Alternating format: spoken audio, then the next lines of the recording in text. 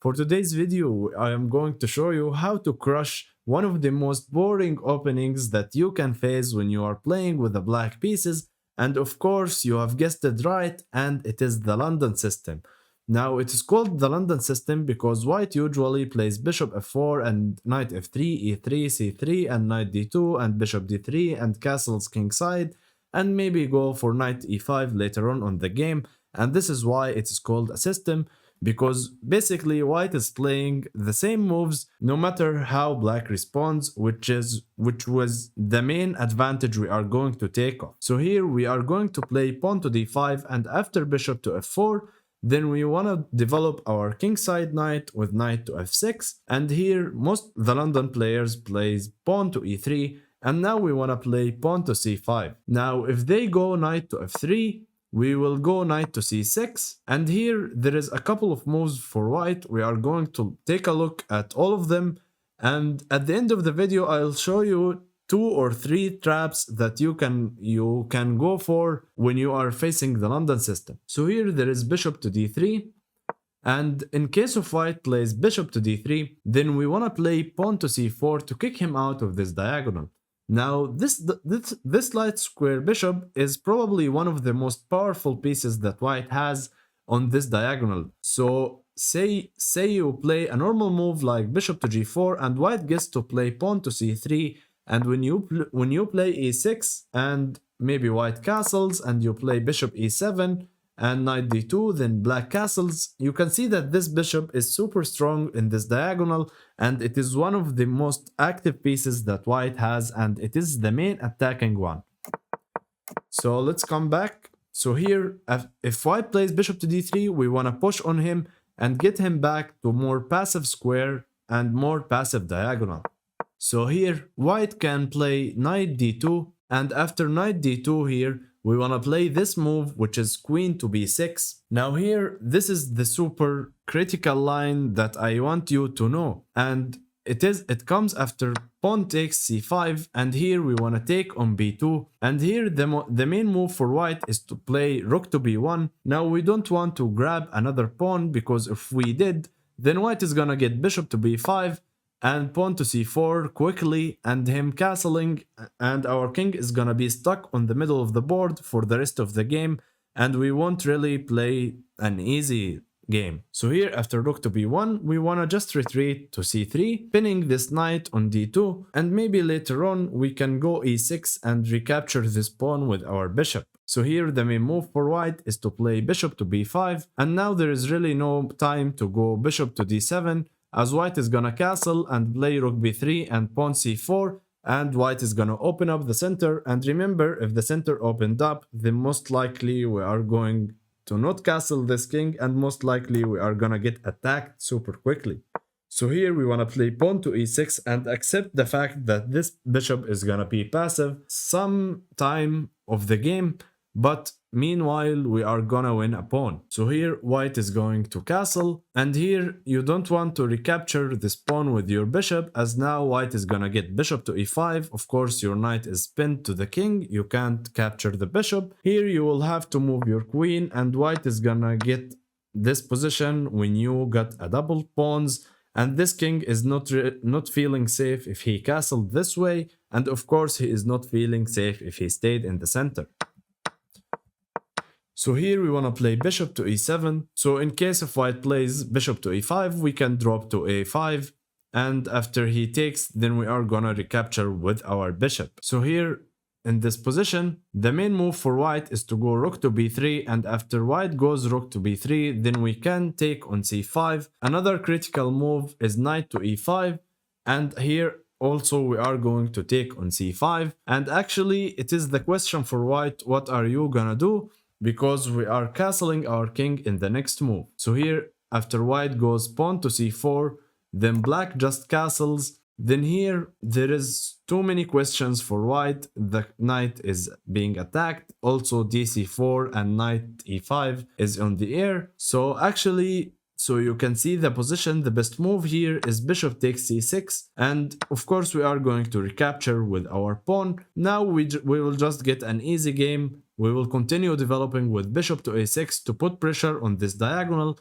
Also, it is the question for white to prove the advantage. The position is super completely equal and black is fine. So let's come back to our main position. Now, after white can play pawn to c3 first before knight f3 and bishop d3. Now we are gonna keep playing normally with knight to c6. And after white plays knight to f3, we are going to go queen to b6. Now, you might be asking why not white just playing pawn b3, and there is no logic behind we did, and I am gonna answer that at the end of the video because this move is weakening the dark squares on the queen side, and I will show you how a 2700 plus blunder this and lost the game on only 7 moves. But first of all, let's see the best moves. What are they? Now there is queen to c2 and there is queen to b3. The first move we are going to take a look at, which is queen to c2. Now after queen c2, we are gonna go and play boom bishop to f5, just hitting the queen and saying and putting the question for white, what are you doing? Now white may blunder and play bishop to d3, and of course you are super happy as this will blunder the b2 pawn, and after that you are going to win the rook. So also you might be confused right now, right? Why not just we take the bishop? And it is because we are gonna take on b2 and the white rook on a1 is trapped. So, but I want you to stay focused here because this queen might be trapped in some critical lines and I am going to show you how. Now white can play bishop to e2 and after black takes the rook, then white plays queen to c2 and now your queen here is gonna get trapped. And you might say, okay, it won't be trapped, I'll exchange on d4. But white is not forced to capture, white is just gonna castle. And unfortunately for black, white is gonna play knight d2 on the next move, and right that he's just trapping your queen. Say black plays pawn to e6, then after knight, because knight d2 allows queen takes c3, then knight takes d4 is gonna be the move. And after you exchange here and here, then your queen is completely trapped. After something like bishop to b4, there is queen a4 and winning the bishop. And in case if you played normal move like bishop to e7, then after knight d2, then your queen is completely trapped on the corner of the board and you will have to sacrifice it for the rook, and white is gonna win the game. Now I want you to answer the question how to take the rook successfully. Now there is a key move here which is pawn to c4 that I want you to remember. Usually we don't like remembering opening theory, we want to understand the opening and go play it. But here this is a key move to remember. So here after pawn c4 and white castles, then here we want to play pawn to e6 because of course if we take the rook then there is queen to c2 and we are on the same variation and white is gonna go knight d2 and trap our queen on the corner. So here we want to play pawn to e6 first to kick away this queen from this light square diagonal, and the next move we are gonna take the rook after sample line like queen to h3, then queen takes a1, and after knight d2 our queen is not trapped. The queen could grab the pawn or this pawn. I would prefer you grabbing the c3 pawn as it gives you a pass pawn on the c file. And on the next move, black play is very easy. Black is gonna go bishop to e7 and castle kingside, and black is gonna enjoy a 3-on-1 advantage on the queen side, and black is gonna win the game. So let's come back and see instead of queen c2. Now after bishop f5 also white can see all of this and play queen to b3, which is gonna be the same move if he played it once in this position. So if you gain bishop f5 and your opponent moved his queen twice, then you are of course winning. So here we are going to say that this queen b3 move, we want to face it with pawn to c4. Now you might be wondering, oh, why are we giving ourselves a double pawns? We know that double pawns is not good. And here I will answer that clearly, because you will have an advantage in space on the queen side, and you are gonna get rid of those double pawns very easily and very quickly. As if white plays bishop to e2, then we are going to go b5 to try to go for b4. You might be wondering, white goes pawn to a3 and now you don't have b4, but I'll say to you that b4 anyways is the best move, because of course white can take with the a pawn because he will lose the rook, and after c takes b4 then knight takes b4, threatening knight to c2.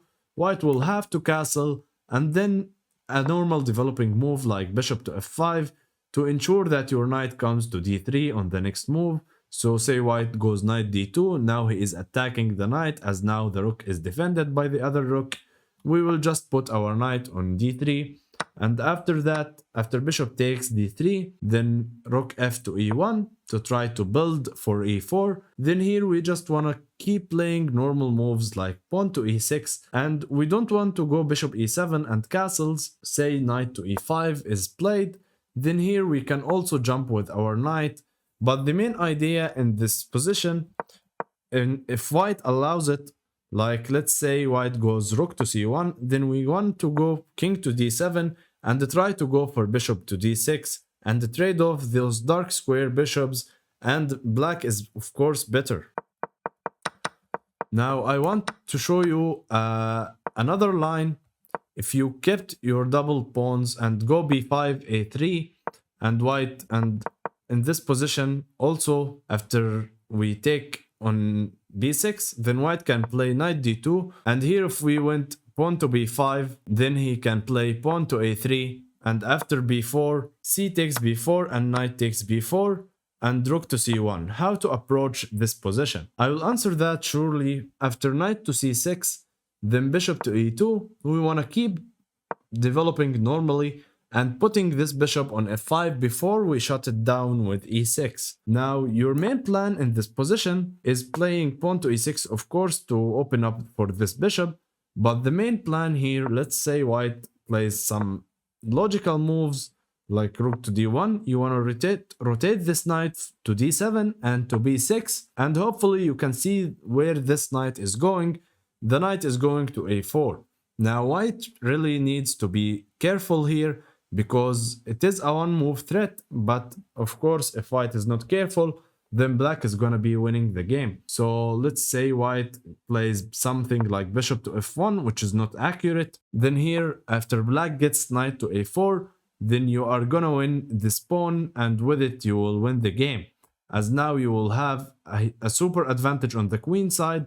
And of course also if in case of this pawn drops after knight takes b2, then also the pawn on a3 is gonna be dropped, and you are simply going b5, b4 and b3 and just queening at least one pawn on the queen side, and with it black is gonna win the game. So let's come back to our main position, and as I promised you at the first of the video, I am gonna show you how to trap the London system very quickly. Now a quick reminder, this is the way you trap the London system player, but I will recommend you not playing this in a classical games or a longer time control, maybe in bullet or blitz, it can work out perfectly. So here, after white plays d4, we want to respond with d5, and after bishop to f4, we want to play this tricky move, which is pawn to h5.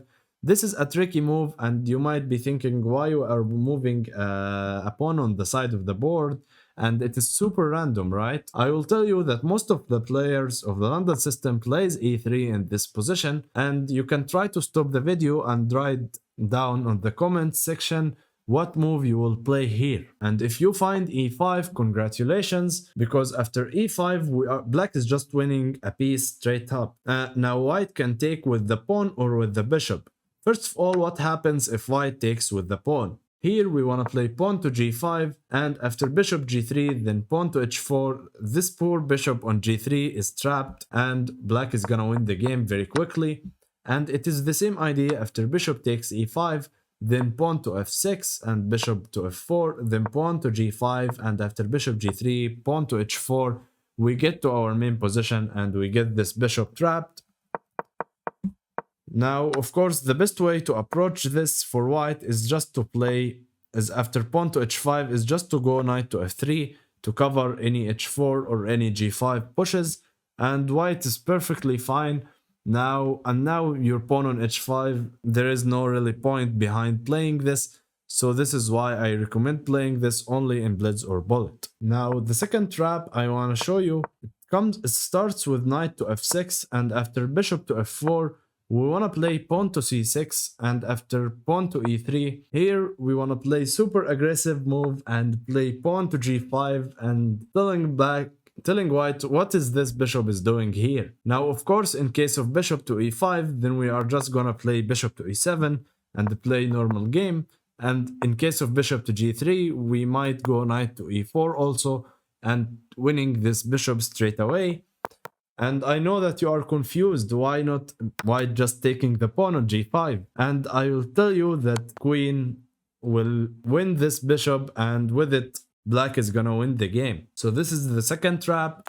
Now let's quickly see that trap I told you at the first of the video, which includes white going pawn to b3 after queen to b6. And this is actually a trap that a 2700 player on the board failed against it, and playing with the black pieces, Hikaru Nakamura. Now after knight to f6, then white plays bishop to f4, and now black just played d5. And after e3, black went pawn to c6, and white continues developing normally with knight to f3. And now Hikaru played queen to b6, putting pressure on this b2 pawn, and the grandmasters plays pawn to b3, which is actually considered to be a mistake as it weakens the dark squares, as we are going to see that Hikaru exploits it immediately. So here in this position, Hikaru straight away goes for the bishop pair and played knight to h5, hitting the bishop on f4, and Hikaru is trying to get the bishop pair advantage very quickly in the game. So here the grandmaster didn't want that, so he played bishop to g5. And now Hikaru just played pawn to h6. Hikaru played knight d7 first, and after knight d7,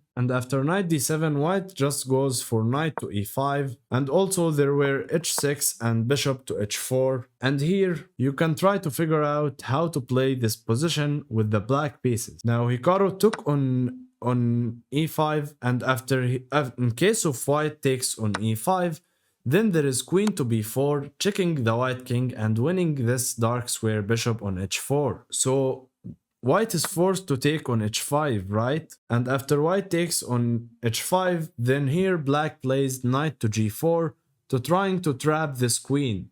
Now g6 is a serious threat to trap this white queen, so here white played bishop to g3 to free up this square for his queen to run to, but after pawn to g6, then queen to h4, then black plays bishop to g7, and now there is unstoppable bishop to f6, winning the queen. Now in the game white continues with pawn to h3, but now black just plays bishop to f6, and here in this position, white just resigned the game. Thank you guys for watching the video. If you want, you can check our latest video on the positional chess or the positional ideas that every player must know, and goodbye.